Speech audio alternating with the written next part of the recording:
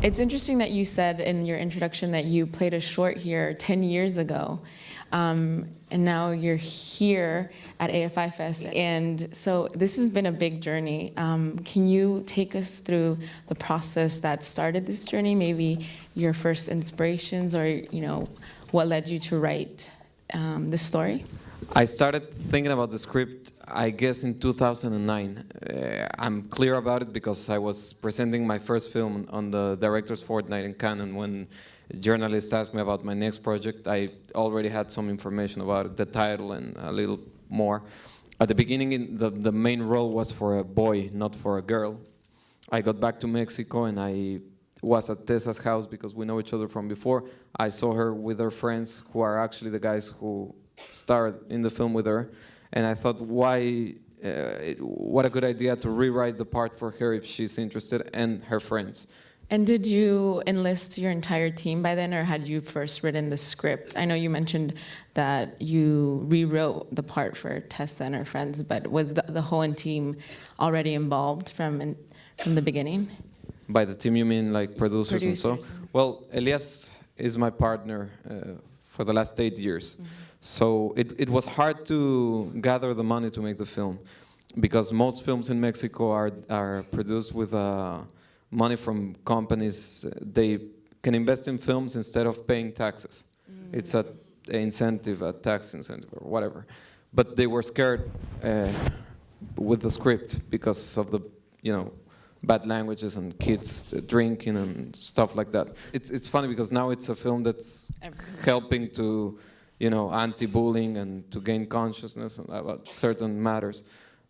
So we produced it together, my partner Elias and myself, because we had equipment and lighting.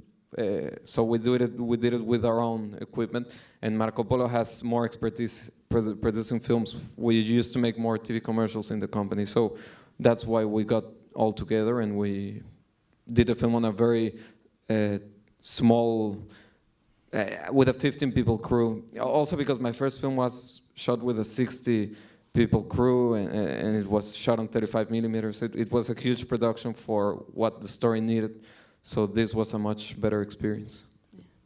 Tessa, what were your initial reactions when you read the script, and what did you do to prepare for the role? I remember when I finished reading it, I thought it was a lot stronger than Michel's first film, even if it wasn't as graphic.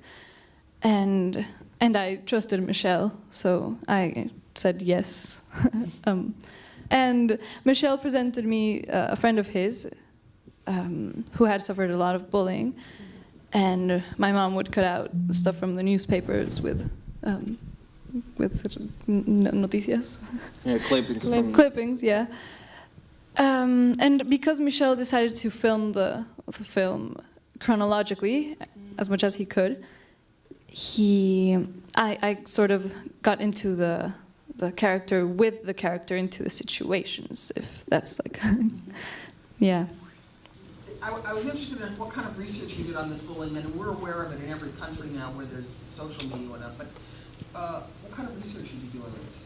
Well, I went to schools, I talked to kids that were bullied and to bullies as well, because it's important not to see the bullies as the bad guys, but try to understand what's going on in reality. I'm not judging anything, I'm just trying to to understand what's going on in our society and why we became so violent on a daily basis. So I did spoke with some kids that suffered bullying, and as Tessa said, went to clippings and all. And what was more important, I guess, was the psychological, the deepness of her character.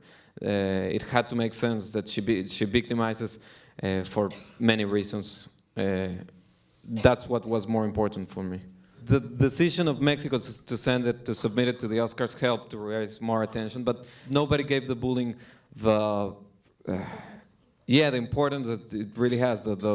It's a deep problem, and so I guess when people in Mexico started realizing that the film could actually not give answers, because I'm not explaining how to end bullying, or I have no clue anyway, but it helped to bring discussion to the table, and on TV programs and radio, they're all talking about it, and so I guess the film just started growing. We're very lucky now because the film has been out in Mexico in 260 theaters, which is huge for the expectations that at first we had. So now we're being able to collect our salaries.